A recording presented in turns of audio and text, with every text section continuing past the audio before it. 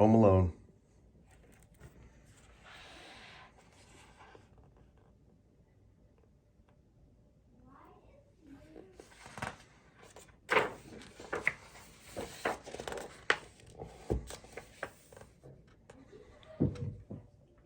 "'Twas 3 nights before Christmas, and the McAllister's family was getting ready to leave for vacation. Everyone was busy packing.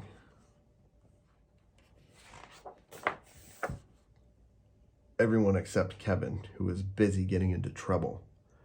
"Go straight to bed," his mother demanded. "That's enough trouble for one day."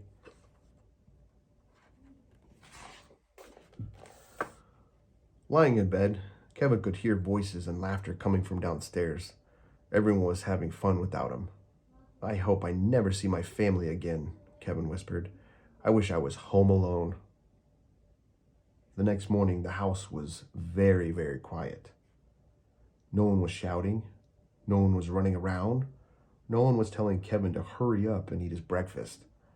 No one was home. Finally, Kevin realized what had happened. "I made my family disappear." For the first time ever, Kevin had the house all to himself. He raced up and down the halls. He jumped on all the beds. He ate a giant ice cream sundae for breakfast.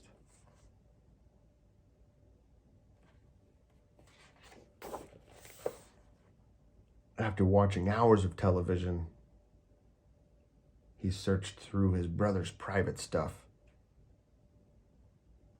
and rode a toboggan down a giant mountain. He even tried his father's aftershave lotion. This was not a good idea. It stings. Ah!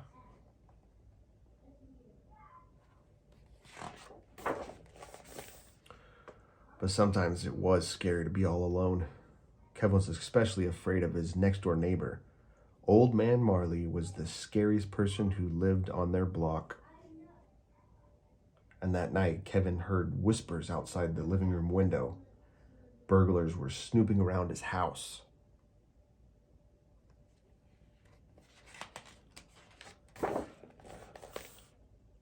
"You see," Marv said, "most of the houses on the street are empty.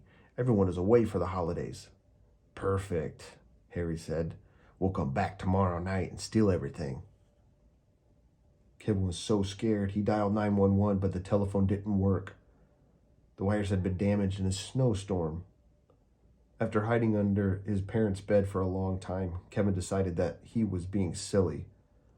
Only a wimp would be hiding, and I can't be a wimp. I'm the grown-up of this house, and I need to act like one. The next day was Christmas Eve, and Kevin had plenty of grown-up work to do. He walked to the grocery store and bought food. He put his clothes in the washing machine. He decorated a Christmas tree and hung Christmas stockings for his parents and brothers and sisters. "I miss you guys," he whispered. "I wish you would come back."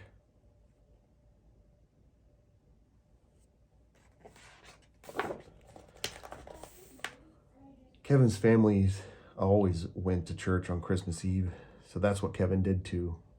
After the service ended, he saw his scary next-door neighbor, Old Man Marley, sitting nearby. "You don't have to be afraid," Mr. Marley said. "The kids in the neighborhood have lots of spooky stories about me, but they're not true." After they talked for a while, Kevin realized that Mr. Marley was in fact a very nice man. "Are you visiting anyone for Christmas?" Kevin asked.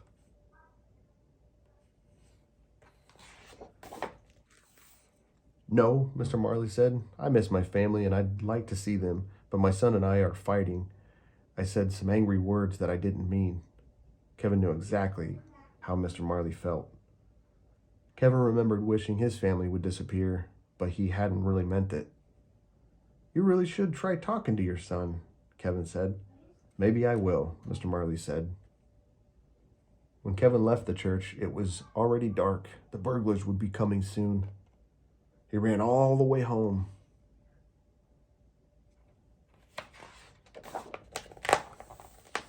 Kevin made a plan that was full of booby traps.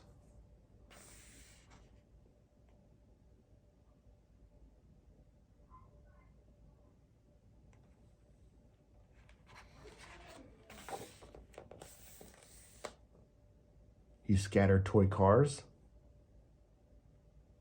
and smeared tar on the basement steps.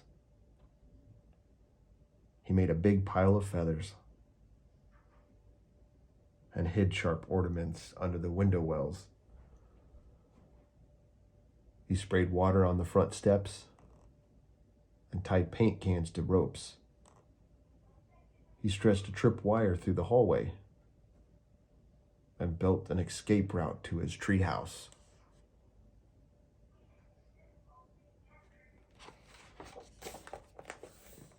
At 9 o'clock, Marv and Harry returned to the McAllister's house, ready to steal everything inside. They didn't know that Kevin had sprayed water all over the steps, or that water had frozen into slick, slippery ice.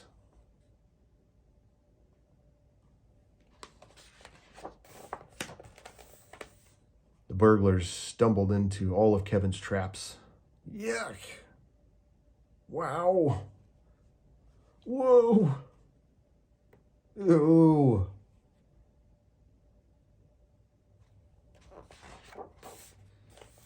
Marv and Harry slipped on the toy cars and were knocked over by paint cans.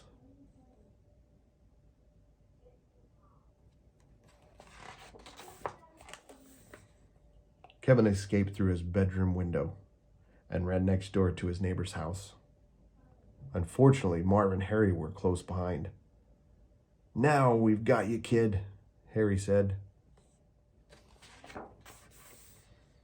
Mr. Marley arrived just in time. Whack, whack. He bonked the burglars with his snow shovel and called the police. Then he brought Kevin home. That night, Kevin left a note for Santa Claus along with some milk and cookies.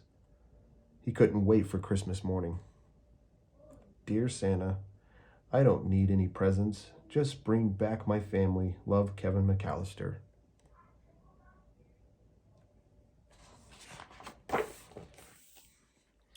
When he woke up the next day, Kevin rushed into the living room. "Mom? Dad? Is anyone here?" No one answered. Then he heard a familiar voice. "Kevin, is that you?" His mother was home. "I missed you so much," he said, giving her a giant hug. "I missed you too," she said. "Where are the others?" Kevin asked. The front door flew open, and there they were, his father, his brothers and sisters. Everybody was home at last. "Are you okay?" his father said. "I'm just happy you're all back," Kevin said. "Merry Christmas."